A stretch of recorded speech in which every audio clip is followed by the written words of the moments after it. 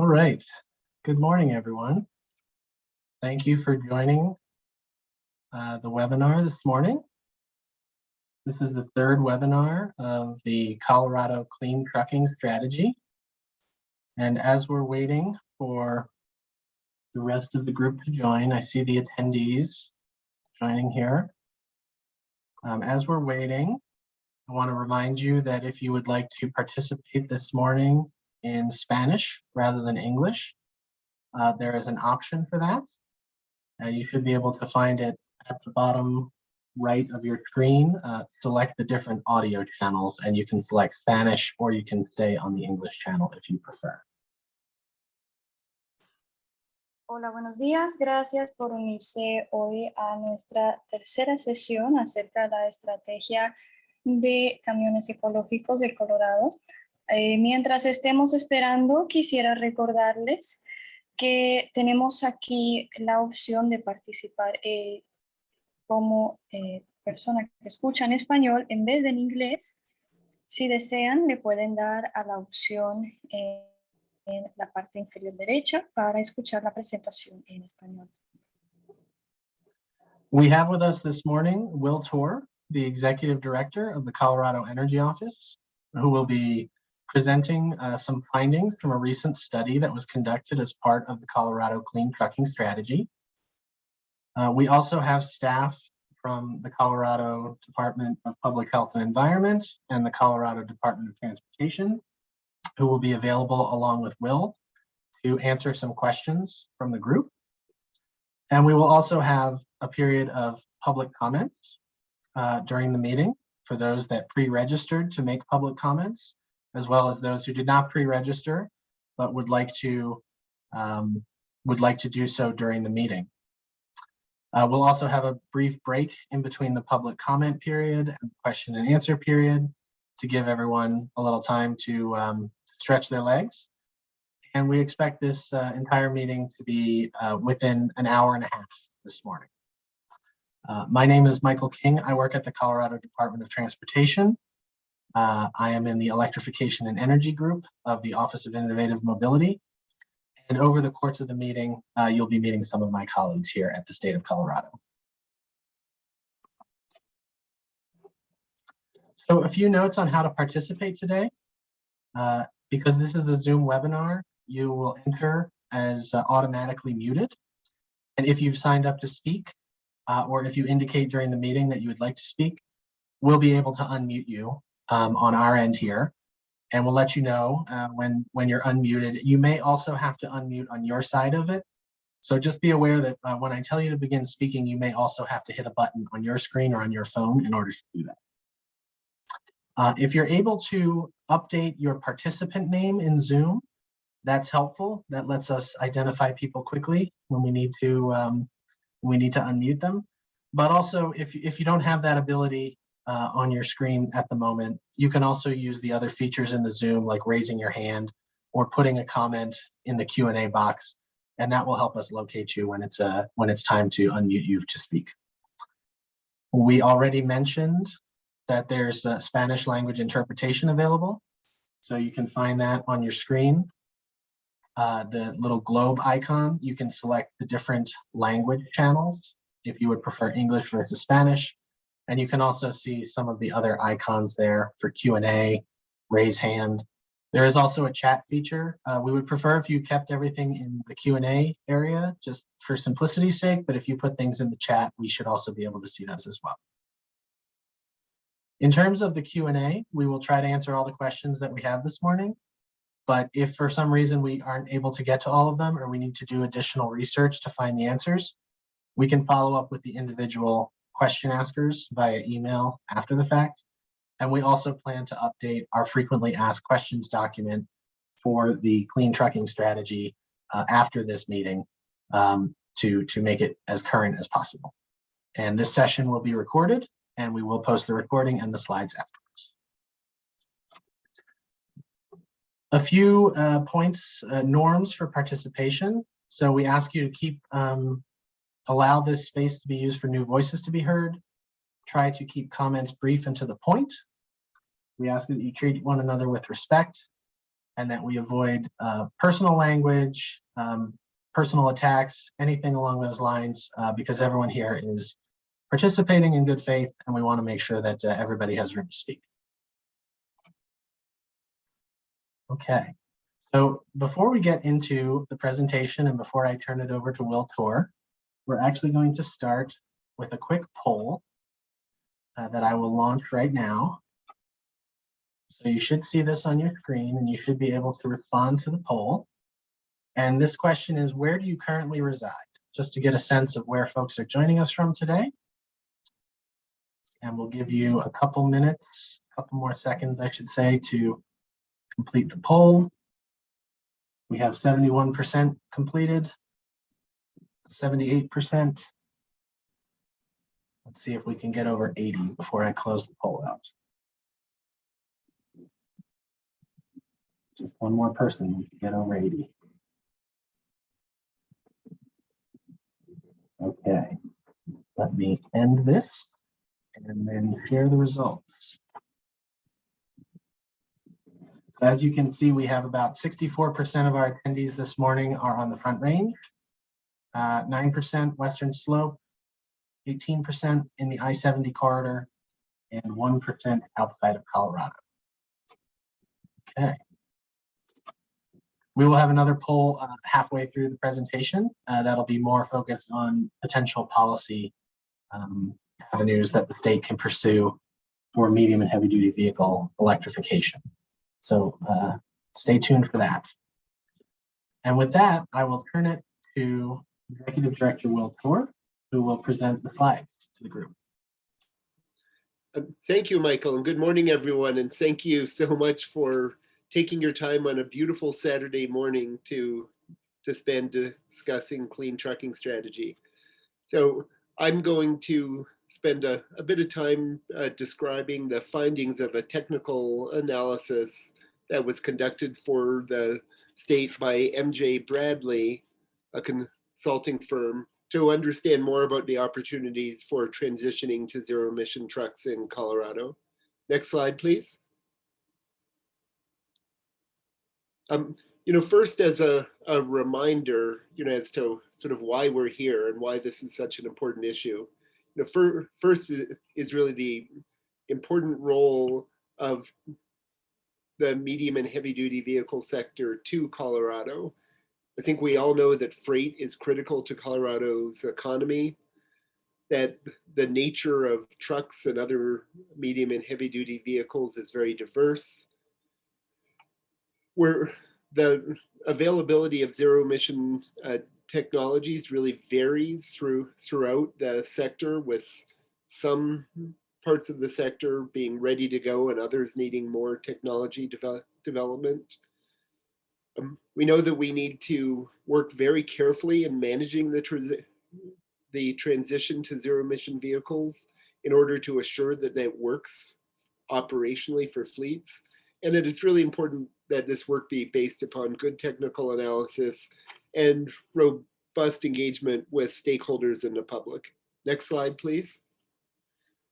From an emission standpoint, the reason why this is so important is the outsized role that these vehicles play in contributing to pollution. That about 10% of the vehicles on the road in Colorado are medium and heavy duty, but they account for about 1/4 of greenhouse gas emissions in the transportation sector. And it's really due to two facts. One is that these larger vehicles, unsurprisingly, have lower fuel economy, consume greater amounts of typically of diesel, and they're driven more than other vehicles. So together those lead to higher emissions of greenhouse gas pollution. They're also a significant contributor to other air pollution issues, notably nitrogen oxide and particulate matter, and are very important contributor to ozone pollution in the Front Range. Next slide, please. There's also a real environmental justice element to this, that disproportionately impacted communities are more likely to be in close proximity to major freight routes like I-70, 270, and 25, where in addition to the sort of broad regional pollutants, they experience greater exposure to pollutants like nitrogen oxides and particulate matter due to the heavy truck traffic that is near where they live. Next slide, please.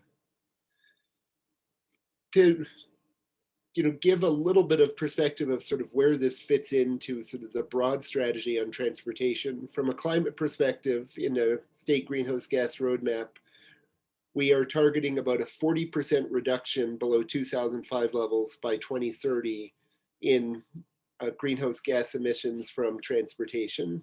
And that's about a 12.5 million ton reduction. About half of that is essentially locked in through regulations that have already been adopted on light duty vehicles, the low and zero emission vehicle rules. There's about 2 million tons that we anticipate coming from the additional transition to light duty electric vehicles, leaving about 4.5 million tons that we need to address with other strategies. A piece of that is happening through a rulemaking at CDOT right now on transportation planning, but reductions from the heavy duty sector are also an important element of this. And we've committed to development of a broad clean trucking strategy to address that. Next slide, please. When we talk about medium heavy duty vehicles, again, this is a very diverse sector. It's often referred to through classes from class 2B up through class 8.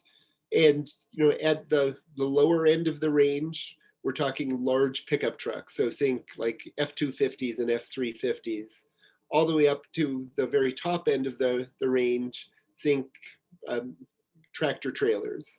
And it's sort of everything in between. Next slide, please. When we talk about zero emission vehicles in this context, we're primarily talking about battery electric vehicles, plug-in hybrid electric vehicles, and hydrogen fuel cell electric vehicles. Battery electric vehicles, all of the energy is carried by onboard batteries. Plug-in hybrid vehicles have onboard batteries that can provide propulsion, but also have an ability to be fueled by liquid fuels. And then hydrogen fuel cell vehicles use hydrogen, which then runs through a fuel cell that provides the electricity for powering the vehicle. And when we are considering potential regulatory options, these are really focused on those categories of vehicles. There's also a category of what is sometimes called renewable natural gas, or under state statute is more precisely referred to as recovered methane, which depending on the source of fuel can also be very low emission. And while that's likely not a part of regulatory options, current statute does allow public investment to support RNG vehicles. Next slide, please. To give just a little sense of sort of where we are in the process, back in the summer of 2020, Governor Polis signed a multi-state memorandum of understanding with, I believe, a total of 15 other states, and including the District of Columbia, to advance the market for zero emission trucks. Soon after that, there was a multi-agency study and process managed by CDOT to begin the public conversation on developing a comprehensive clean trucking strategy. We then worked with our technical consultants to get the study completed that was completed earlier this fall, and are now re-engaging the stakeholder process to use that technical analysis to develop the final clean trucking strategy. Would also note that the Air Quality Control Commission has on their long-term calendar a potential rulemaking that would initiate in May and be completed later in the summer for potential adoption of the advanced clean truck rule. Next slide, please. A couple of things that are important to note that have changed since last fall. One is a passage of Senate Bill 260. Senate Bill 260 was a comprehensive transportation funding bill that, among other things, created new fee revenue to support transportation electrification, with about $725 million anticipated over the next decade, going to three purposes. One is a community access enterprise that is primarily focused on building out the charging and fueling infrastructure, so electric vehicle charging infrastructure and hydrogen fueling infrastructure that can support both light duty and medium and heavy duty vehicles. A clean fleet enterprise that supports fleet replacement, including both public fleets, school buses, transportation network companies, and a large focus on medium and heavy duty vehicles. And we'll be able to provide incentives for that fleet transition. Then a clean transit enterprise that is focused on moving to zero emission buses for public transit agencies. In addition, in the intervening year, pursuant to legislation from 2019, the Public Utilities Commission has approved the first transportation electrification plans from our utilities, including Xcel Energy, a $105 million investment over the next 3 years to support light and heavy duty electrification. A week ago, the federal government passed, President Biden signed the Bipartisan Infrastructure Act, which includes $7.5 billion for electric vehicle charging that again can support light and heavy duty electrification. And the House of Representatives just passed the Build Back Better Act, still needs to move through the Senate, but would provide significant additional investment to support electrification. And then finally would note that Governor Polis released his budget proposal for next year, and it includes a $150 million investment to support school bus electrification, as well as $15 million to help retire some of the dirtiest trucks on the road and replace them with vehicles that meet current EPA emissions and fuel economy standards. Next slide, please. Now I'm going to talk just a little bit of a sort of more overview of the medium heavy duty vehicle sector. Next slide. So as I've noted, there's a great variety of vehicles under the MHD heading. These vehicles have a long lifetime. Average vehicle life is 30 years. There's a lot of different ownership models. Some fleets own their own trucks. Some fleets buy new trucks. Many fleets buy primarily used trucks. And many fleets don't actually own their own trucks, rather they lease them. There's also a lot of diversity in the size of fleets. There are a number of very large fleets, but then there are a large number, 80% of truck fleets have 6 or fewer trucks. And there's, very different business models for these very small companies compared to the very large companies. And it's probably easier for the large companies to make significant changes than it is for small companies that may have very little tolerance for risk. 95% of these class 4 to 8 vehicles are made by a few major manufacturers. Ford, GM, and Stellantis sell the majority of the class 2B and 3 vehicles. Next slide, please. As we look at, where do these different varieties of vehicles stand in terms of the availability of zero emission technologies? Probably the ones that are furthest ahead are transit vehicles, transit buses, school buses, and medium duty delivery vehicles, where we're already seeing significant early penetration of electric vehicles into transit agencies. Multiple school districts have begun to acquire electric school buses, and there's significant movement towards zero emission delivery vehicles with major fleets like Amazon having made announcements of contracts for large numbers of electric delivery vans going forward. As we move into the heavier and heavier categories, the technologies are a little bit further out, and with sort of long haul tractor trailers being the ones that are probably the furthest out from having both effective and cost-effective zero-emission options available today. Next slide, please.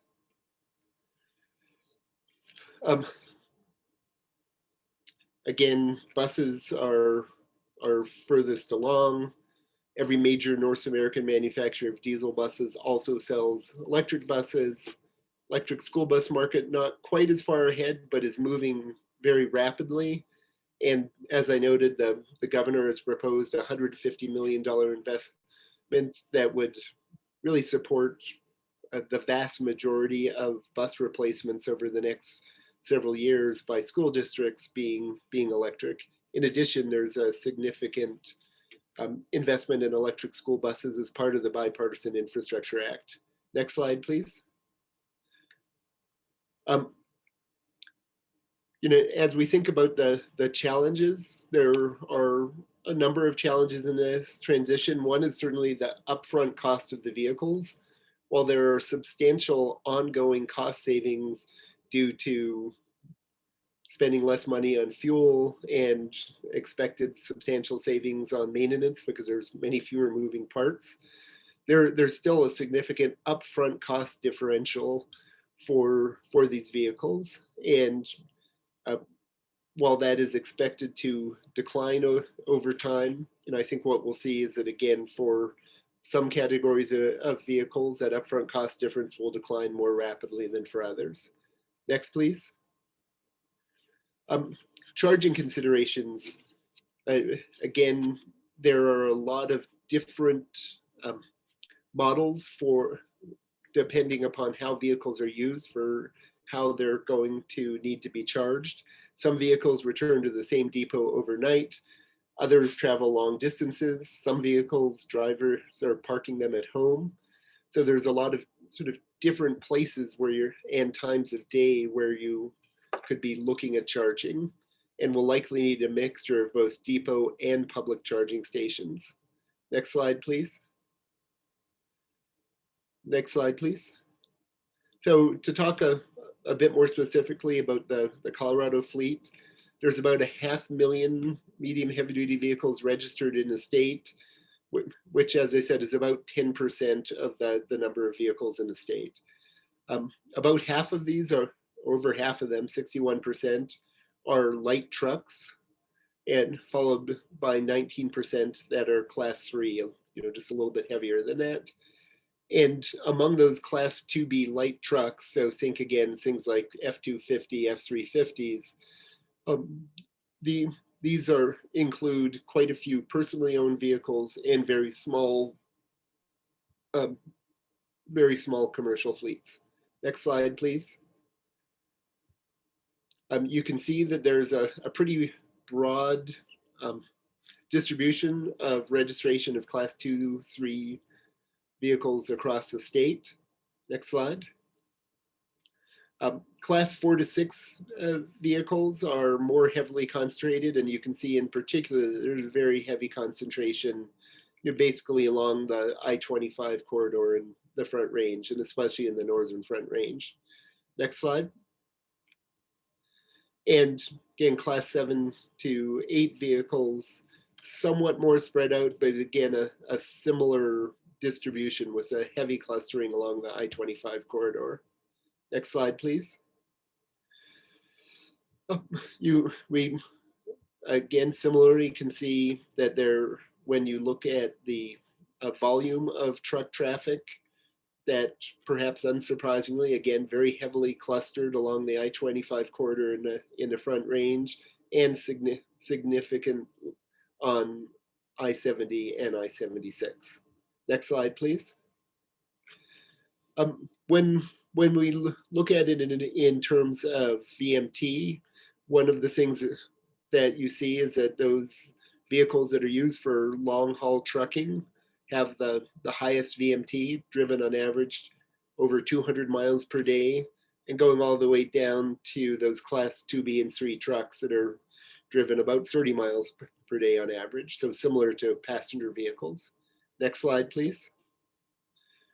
In terms of the age distribution, again, what we can see is that a lot of these vehicles are kept for a long time, that they are really treated as capital assets for businesses that have a longer lifetime than most passenger vehicles.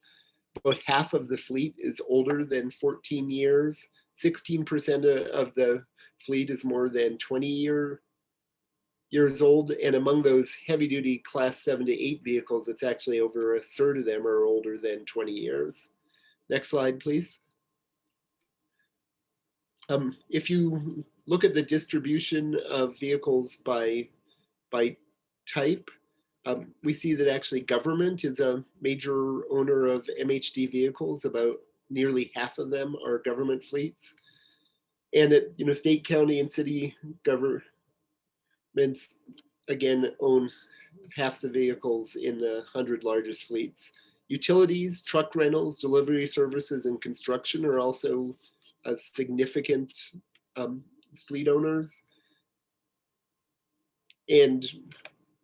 But this is looking just at the 100 largest fleets, which is only about 6% of all MHD vehicles. Next slide, please.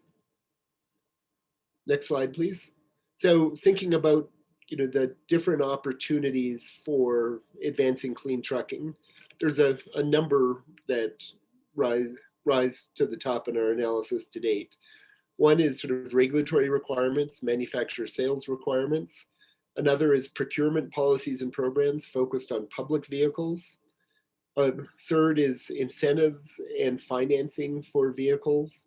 Another is infrastructure planning and investments, making sure that we have the charging and fueling infrastructure that's necessary, and complementary utility programs to make sure that utilities are planning for both supporting the transition and planning for the necessary distribution infrastructure, importance of workforce development, and there's certainly additional opportunities out there.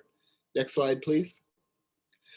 On the regulatory side, under the Clean Air Act, the state of California is able to develop rules that once they are adopted, other states have the choice of either sticking with federal rules or adopting the California rules.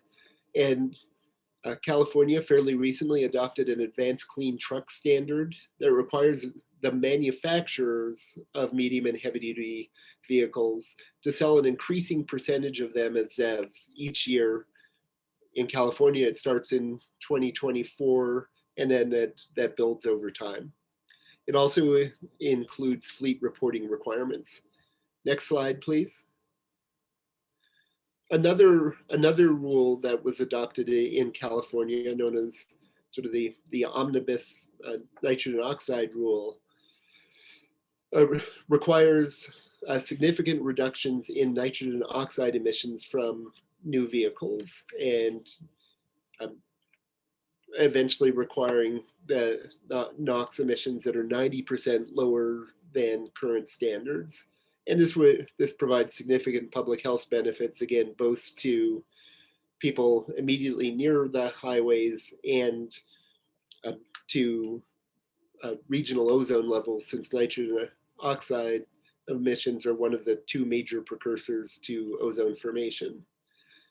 And this, unlike the advanced clean truck rule, which is focused primarily on moving towards more zero emission vehicles, the nitrogen oxide standard is really focused on assuring that internal combustion engine vehicles become much cleaner over time.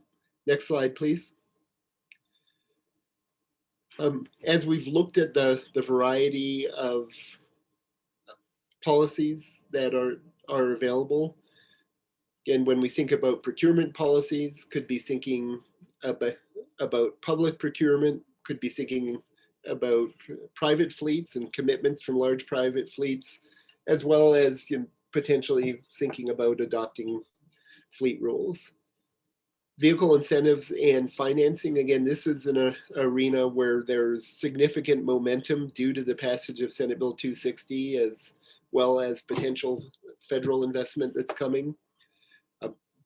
The existing Clean Fleet enterprise will be developing its first 10-year plan over about the next 6-7 months by statute. They have to have that plan adopted by June, and then funds will begin flowing July 1st, 2022 and can support MHD adoption. That'll be an important area for input.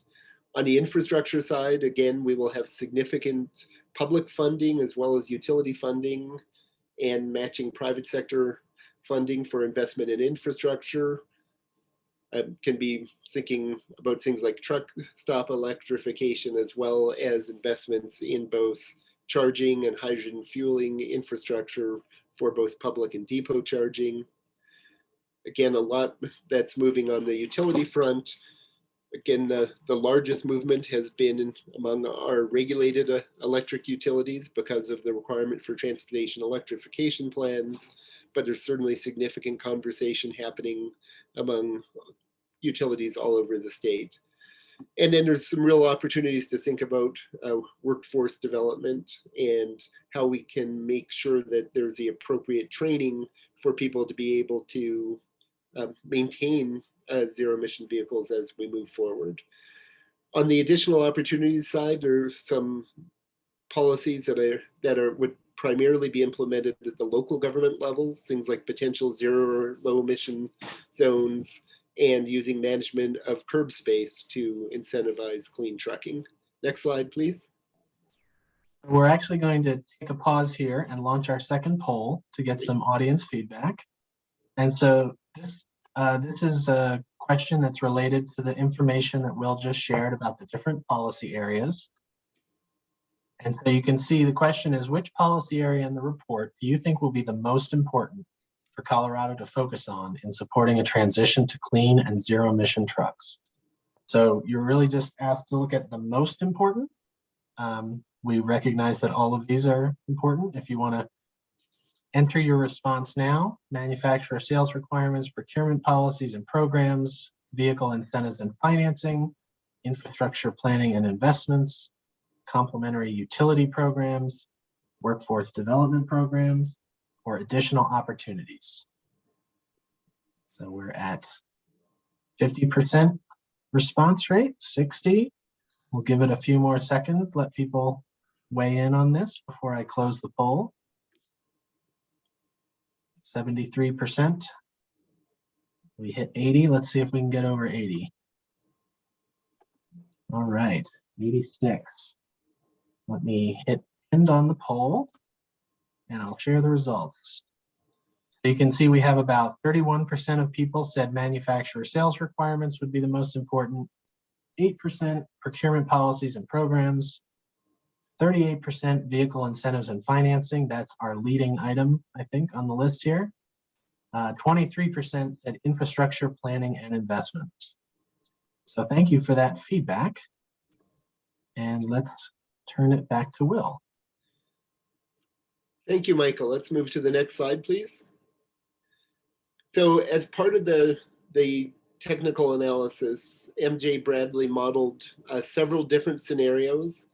One scenario was focused really on what it would look like if Colorado were to adopt the Advanced Clean Truck Rule.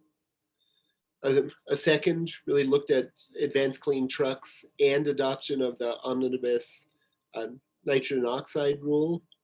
And then a third was really looking at what would it take to more rapidly move to 100% of zero emission, or of truck sales being zero emissions by 2040. Next slide, please.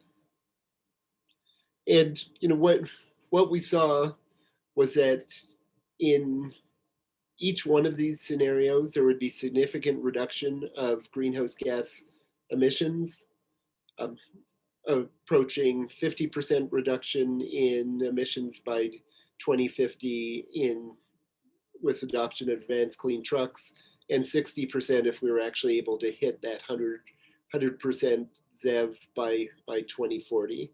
The reason why you don't see deeper reductions here is largely because of the long lifetime of these vehicles. And even as you move towards 100% ZEV adoption, it still takes a number of decades for that to lead to deep change in the fleet. Next slide, please. What we also saw was that all of these scenarios have significant impacts on nitrogen oxide. Advanced Clean Trucks cutting it in half in 2050, adding in the NOx rule cuts it by 90%, and similar level of reductions in the aspirational scenario. Next slide, please. Similarly, significant reductions in particulate matter in all of these scenarios. Next slide, please. And then also took a look at what does it look like if you try to quantify those benefits using things like the social cost of carbon and the social value of reducing other pollutants.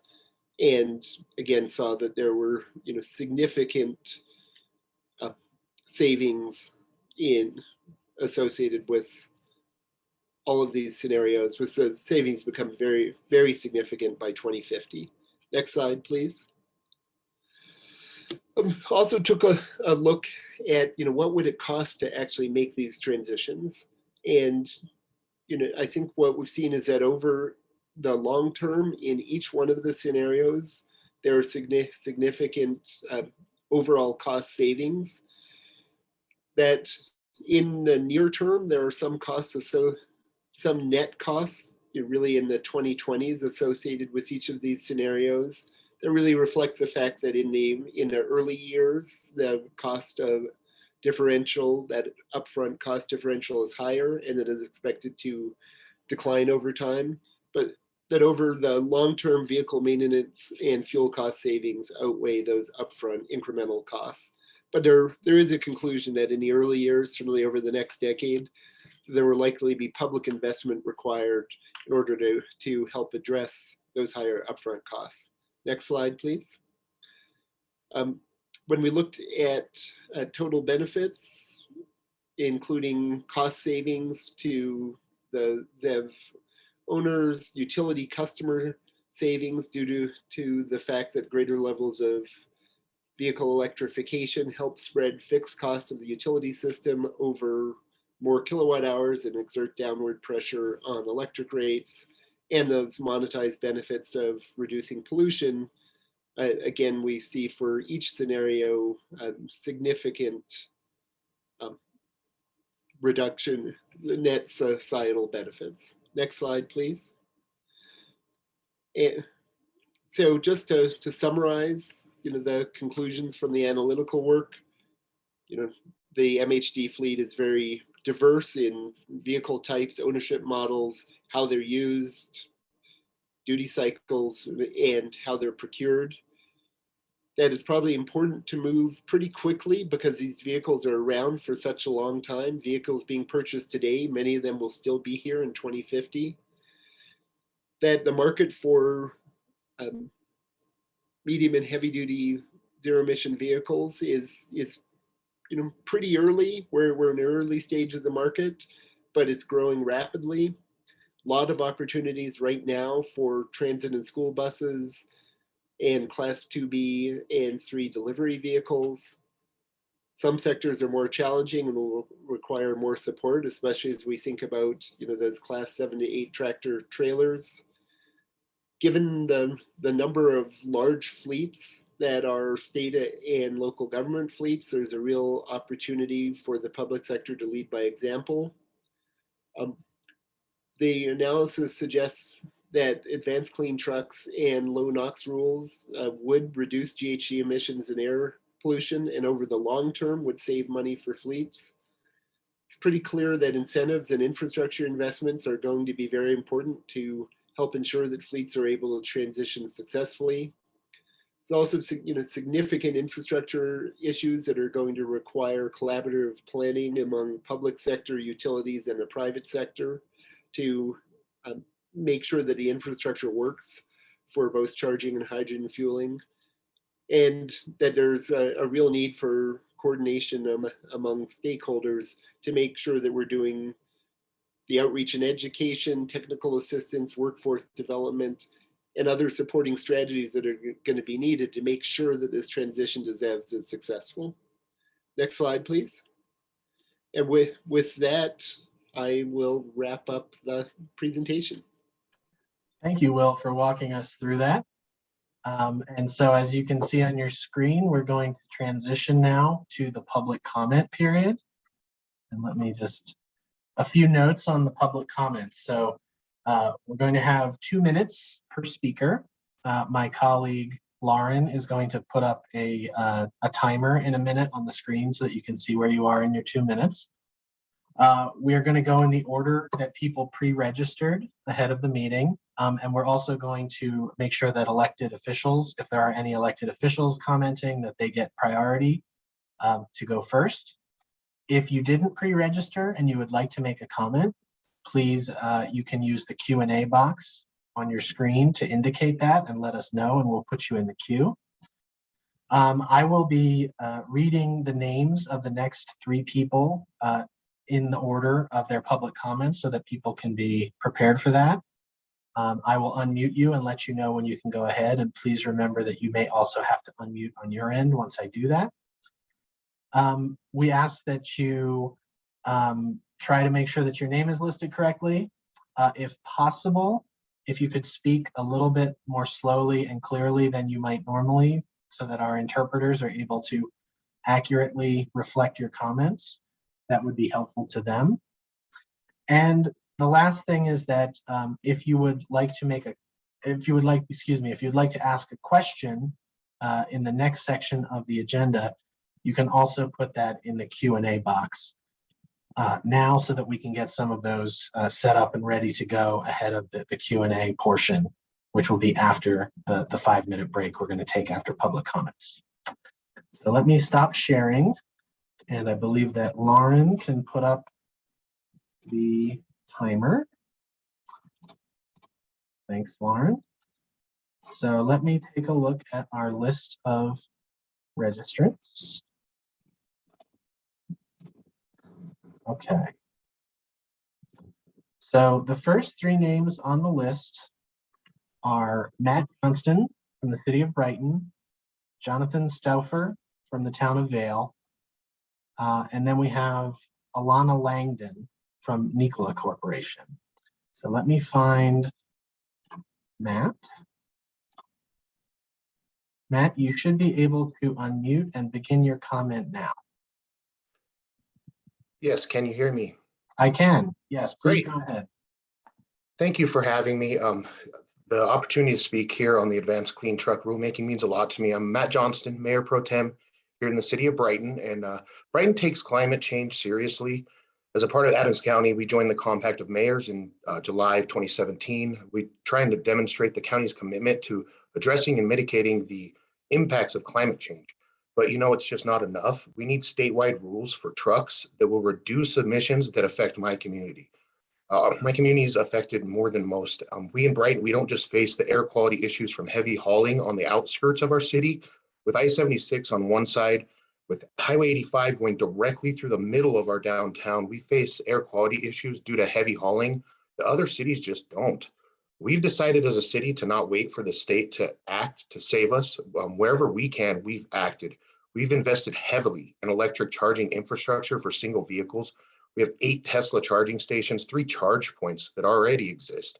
And this week, City Council, we voted to add 2 more charge points. It's a town of 50,000 or less. So this is a big deal for us. This is one answer for the smaller vehicles, but we are now asking the state to help us to build this infrastructure with the larger vehicles that affect us every day. A personal story, my wife and I, we saved up and bought our first Tesla in March. The money that it has actually saved us has been mind-blowing. The initial cost of converting to cleaner emissions for any vehicle and larger vehicles is substantial. I get that. But I feel that the cost savings over the long term needs to be part of the main discussion as we go forward with this conversion. The infrastructure needs to be built up to make this viable. And I'm hopeful that these discussions will lead to rulemaking that includes charging infrastructure, and doing that immediately. I think that will be a turning point for this discussion. The AQCC plays a critical role in reducing transportation GHG emissions, and I get that. And to do that, to continue to do this, we need to require strong truck-specific advanced clean truck rules. Please, I encourage you to act boldly and comprehensively in setting these standards in an advanced clean truck rule. And really, like I've said before, speaking here, thank you so much for the opportunity for myself to speak. Thanks. Thank you for that comment, Matt. Our next comment will be from Jonathan Stauffer from the town of Vale, followed by Teddy Wilkinson from the town of Breckenridge.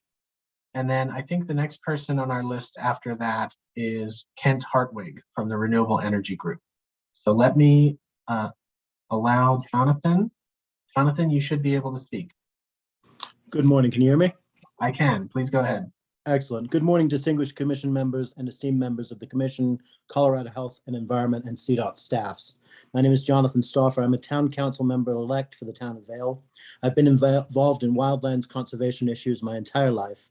Like so many people realizing the urgency of the global heating crisis, I've added my voice to that challenge. Without a stable climate, there will be no wildlands to protect and nor wild animals to inhabit them. Coloradans are starkly aware of the threat of wildfire to our communities. Fire seasons are becoming longer, and we are now seeing mega fires so powerful that they create their own weather, lightning storms, and fire tornadoes. These events were unheard of a decade ago. These may soon become year-round events. Not long ago, we couldn't imagine a major wildfire in the mountains of Colorado in November, and yet this week, Estes Park.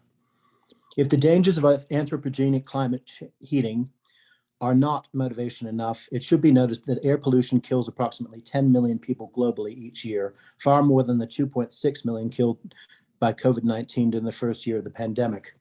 There is a growing body of evidence that traffic pollution contributes to myriad cancers, in addition to lung cancer, including childhood leukemia. Having grown up along I-70, I can speak to the noise, the pollution, and the high incidence of cancer in our community. People know Vale is an affluent community, and we are indeed exceedingly lucky to live here. But in Vale and in Eagle County, as in every community in Colorado, there are people who lack insurance and people struggling to make ends meet. The issue before this commission then is a matter of environment, a matter of health, and a matter of social justice. An advanced clean truck rule will not immediately solve all the issues, but if a strong rule is adopted soon enough, it will begin to address some of them. Adoption will be a significant and historic step forward, as important as Colorado's adoption of a renewable energy mandate in the 90s. As with that mandate, robust advanced clean truck rule will also reap economic benefits that we're not able yet to foresee, while making significant advances in protecting Coloradans' health and our children's futures. Thank you for taking on this important work. I urge you to do everything you can in rulemaking and associated efforts to dramatically cut greenhouse gas emissions and other air pollutants from trucks. Thank you very much for your consideration. Thank you, Jonathan, for that comment.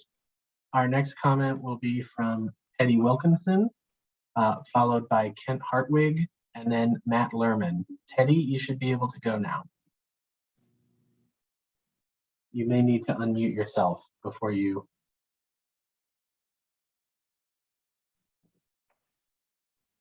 Teddy, I'm not able to hear you. Sorry, can you hear me now? Yes, please go ahead. Okay, great. Thank you. Thank you for the opportunity to speak. I'm Teddy Wilkinson, the Sustainability Alternative Transportation Administrator for the town of Breckenridge. The town of Breckenridge is committed to our comprehensive and ambitious Summit Community Climate Action Plan. And through this plan, we have adopted the goal of reducing emissions by 50% by 2030 and 80% by 2050. We are aggressively moving towards these goals through a variety of means, including solar deployments, reducing our own energy use, electrifying our own fleets, as well as offering a variety of incentive programs for citizens to participate in. But reducing emissions from medium heavy-duty vehicles is vitally important to reach our climate goals. Here in Breckenridge, we offer our free ride bus system to provide public transit options that help reduce single occupancy vehicle trips. We currently have 2 battery electric buses operating in our fleet. We'll be receiving another 3 battery electric buses in 2022 and have submitted a grant for another 4 battery electric buses in 2023. But this is not enough. The I-70 corridor runs through Summit County for about 35 miles from the west side of the Eisenhower-Johnson Tunnel to the top of Vail Pass. And we know this corridor has significant heavy traffic from medium heavy-duty vehicles that will continue to impact our air quality and emissions. And we need statewide rules for trucks that will reduce emissions that affect my community. The consequences if we don't act are dire. A recent study from Rocky Mountain Institute released this summer shows that we are already experiencing shorter, drier winters and warmer summers, and the growing likelihoods of severe drought and catastrophic wildfire poses an existential threat to our region. I appreciate all the work that the Transportation Committee has done so far, and the AQCC also plays a critical role in reducing transportation emissions.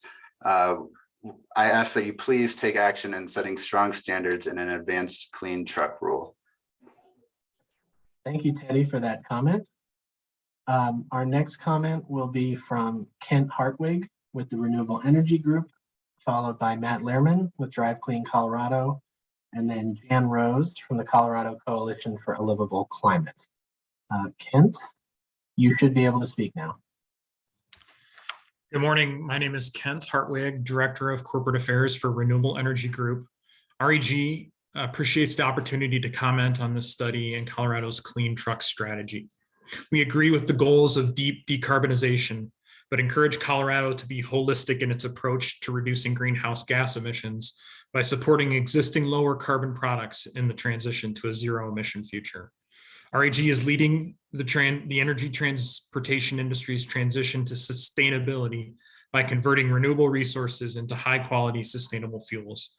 Our biofuel process converts waste fats and oils into high quality, lower carbon renewable fuels, and the use of biodiesel and renewable diesel in a conventional diesel engine reduces the carbon emissions up to 85% when compared to the emissions generated from conventional diesel fuel, and lowers harmful emissions of carbon monoxide, sulfur, and particulate matter.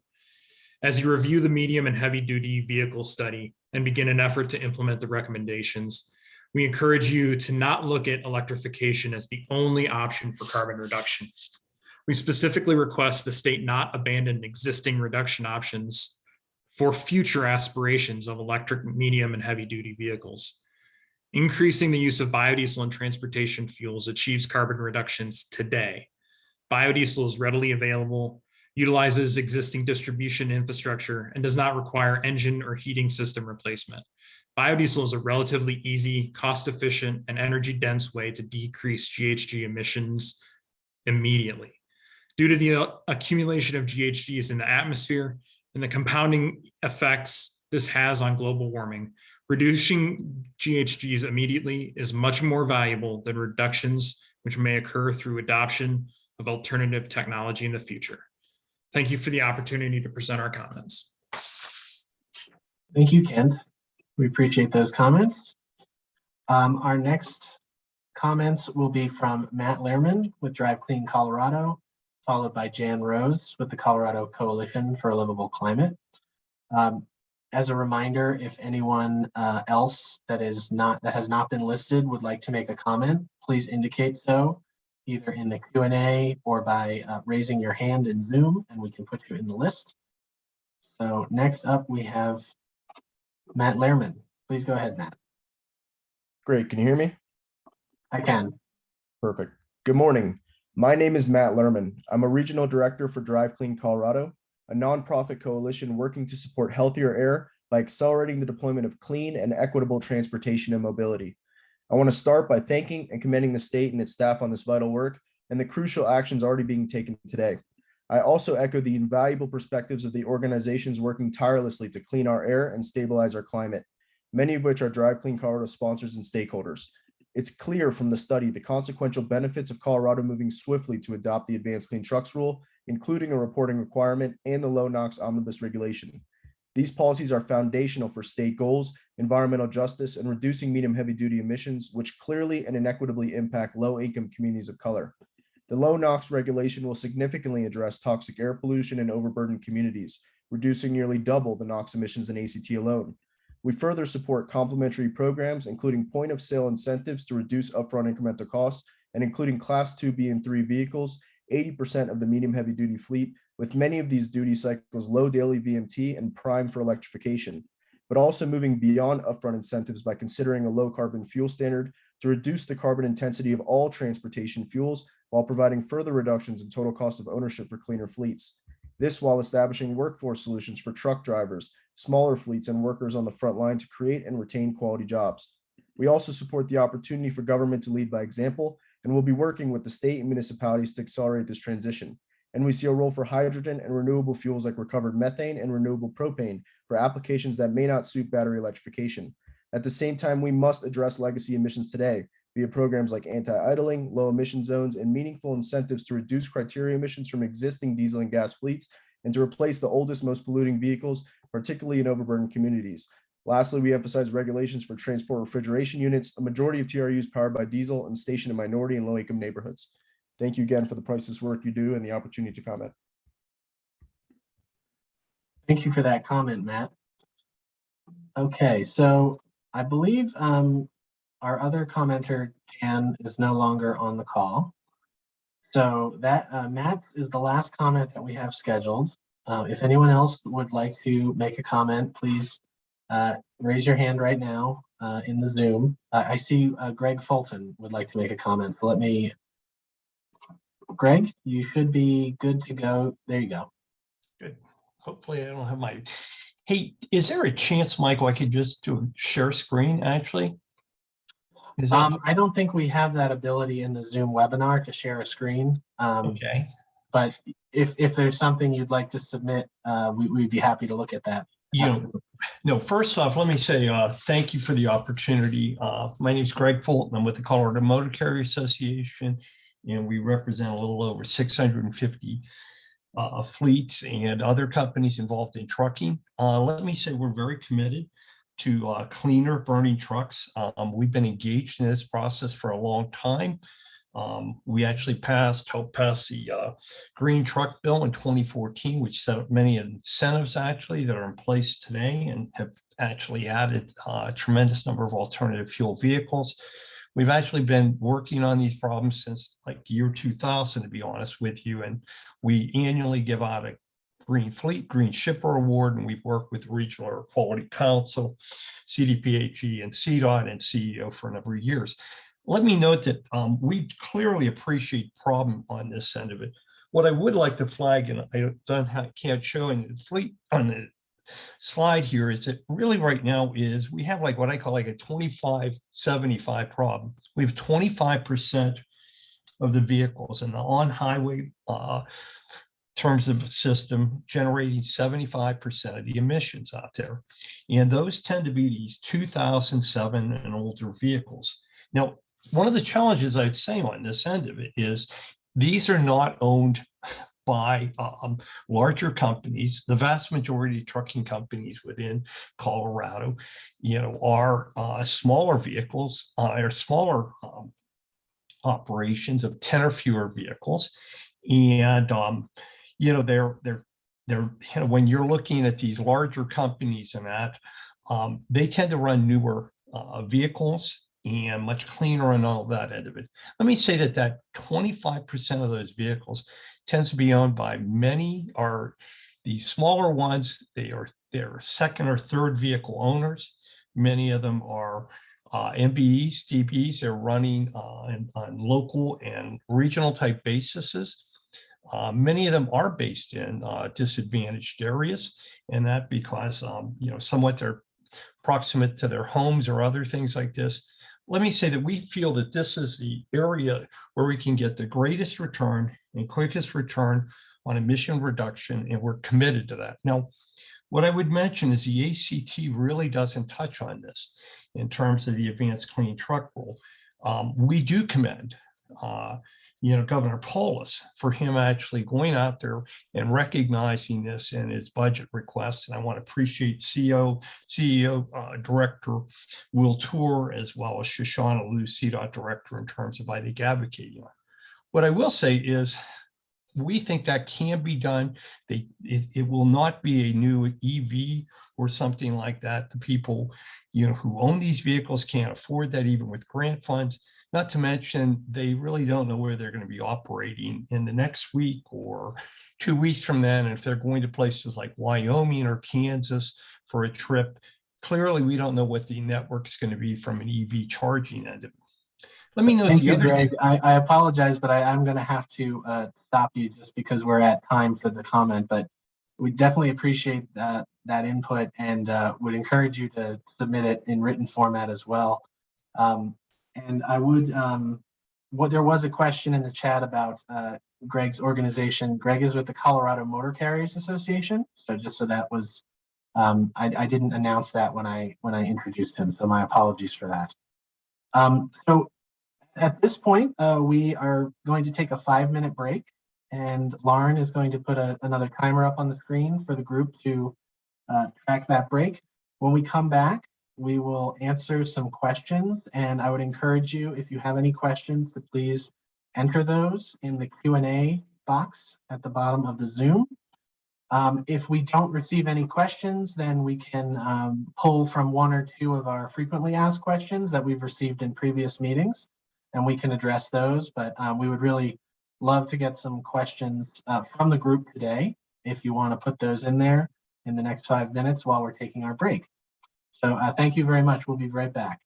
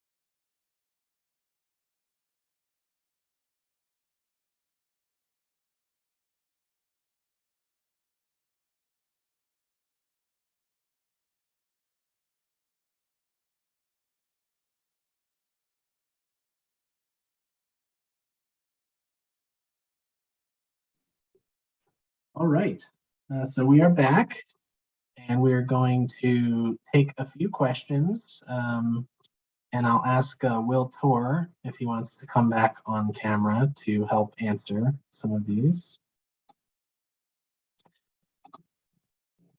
All right, so the first question is what funding and programs are available now to support the transition to medium and heavy duty vehicles and charging infrastructure in Colorado?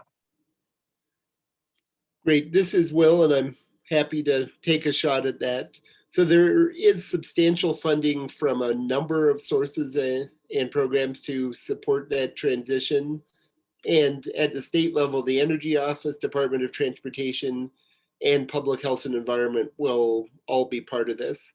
Existing programs include the Alt Fuels Colorado program, which historically has been funded largely through VW settlement dollars that provides incentives for zero emission trucks and buses.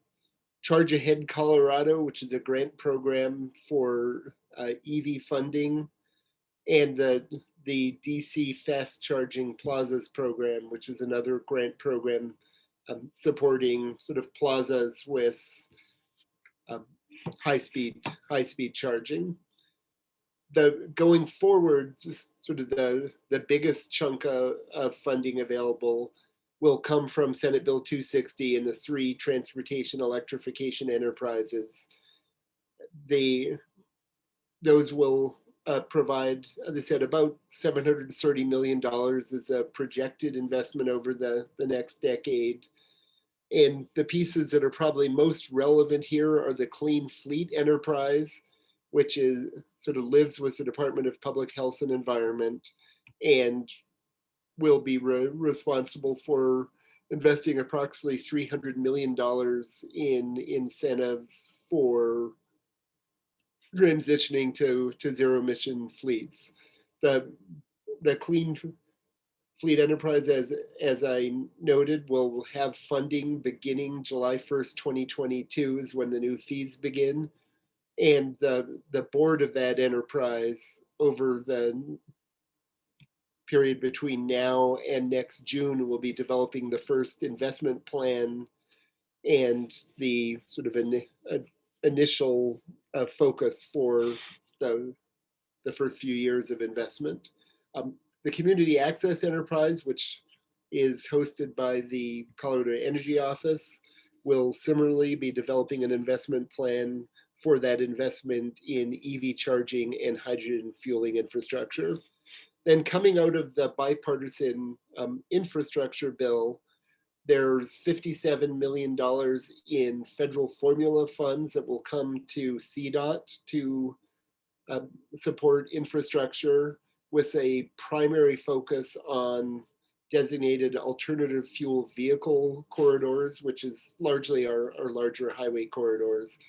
And there's a $2.5 billion fund that is a competitive grant fund that states will be able to apply for to support charging and fueling infrastructure. In addition, if the Build Back Better Act moves forward, there will be additional formula funds for charging infrastructure that would come through state energy offices. And under the current version, we would anticipate about $20 million of additional funding coming for charging infrastructure through that. Utilities are another place where there's significant programs. Under Senate Bill 1977, our regulated electric utilities were required to develop transportation electrification plans that support widespread electrification. And they're required to do new plans every 3 years. The first plan was the Excel plan that was approved in January. More recently, a smaller plan was approved for Black Hills Energy. And again, there's about $105 million over 3 years in that Excel TEP, and then they'll be required to develop a new plan sort of every three years. And that funding will likely grow over time because the way the legislation is written, the cost caps on it grow as the number of electric vehicles bringing revenue to the utility grow over time. I think I mentioned that there's funding in the governor's budget proposal. He released a air quality investments package, about $425 million of investment in cleaner transportation, industry, and buildings. And one component of that is $150 million for electric school buses. In addition, there's $5 billion nationwide in the Bipartisan Infrastructure Act for electric and low emission school buses that school districts will be able to directly compete for. And there's the $15 million that is really focused, or $15 million in the budget that would go to helping to replace some of those older trucks that Greg Fulton was talking about that are a disproportionate source of nitrogen oxide and particulate emissions. It's not as large a difference when it comes to greenhouse gases, but when it comes to those localized emissions, there's really a significantly higher emissions from those older vehicles, and that would go to helping replace 500 of the dirtiest trucks. So that's a summary of what's out there. Thank you, Will. That was very thorough, and I think fair to say that there's a lot of resources both today and in the future that we can tap into for this effort. The second question is actually directed towards me. This is a question that we receive somewhat frequently. So, what is meant by medium and heavy duty vehicles, and are we including things like construction equipment, farm tractors, and things like that? So the answer is really that on the road vehicles of 8,500 pounds, 8,500 pounds or more and up, that's what we're talking about here. So as Will indicated in his presentation, anything from a larger pickup vehicle to all the different variety of vehicles that appeared on that graphic, to the long haul tractor trailers. Those are the vehicles that are considered in this area. Off-road vehicles that are used for construction, like construction equipment, farm tractors, things like that, are not part of this ACT or low NOx omnibus rule. There are, of course, some vehicles that would fit into the medium and heavy duty category that are used in those economic sectors. And so they would be impacted, and we would need to look at how to design programs and work with stakeholders to make sure that those are not disruptive impacts, that there's sufficient support for the sector to move forward with incentives and ease that transition. So that is our second question. Our third question is for Will Tor. This came in during the meeting here. It says, is the low NOx omnibus regulation currently on the docket together with the advanced clean trucks rule for the AQCC rulemaking it says here in May, but it would actually, I think, be later in the summer, the actual rulemaking. Also, has there been any updated considerations on the adoption of a low carbon fuel standard in Colorado? Will, could you speak to those points? Yeah, happy to. Yes, go ahead. So right now, the Air Commission long-term calendar does show a notice of rulemaking in May with a likely final rulemaking hearing in the August timeframe for advanced clean trucks. That calendar does not currently have the low NOx omnibus regulation, but it's something we're certainly will be considering as part of developing the clean truck strategy, and are very interested in feedback on it. The modeling completed for the ZEV study demonstrated that there's really significant air pollution and public health benefits associated with the low NOx rule. And in practice, I would guess that if we are moving forward with a rulemaking process at the commission, that it would likely include the low NOx rule, given the similar set of stakeholders that would be interested in both of these, and the significant public health impacts, as opposed to considering two separate rulemakings. When it comes to low carbon fuel standard, there was a study that was conducted for the Energy Office that wrapped up maybe a year and a half-ish ago, low carbon fuel study. And at the time, you know, the results suggested that it may not be the best path forward for achieving our greenhouse gas and air pollution goals. But we haven't completely taken it off the table. So in the greenhouse gas roadmap, the way that it was described was that it's not on the near-term action plan, but is a potential strategy that could be reconsidered at some point in the future.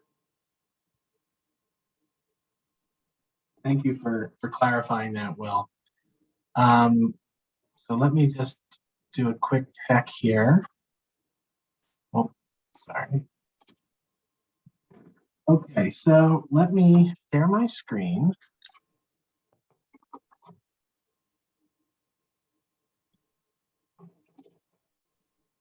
All right, so we've completed the Q&A and the break.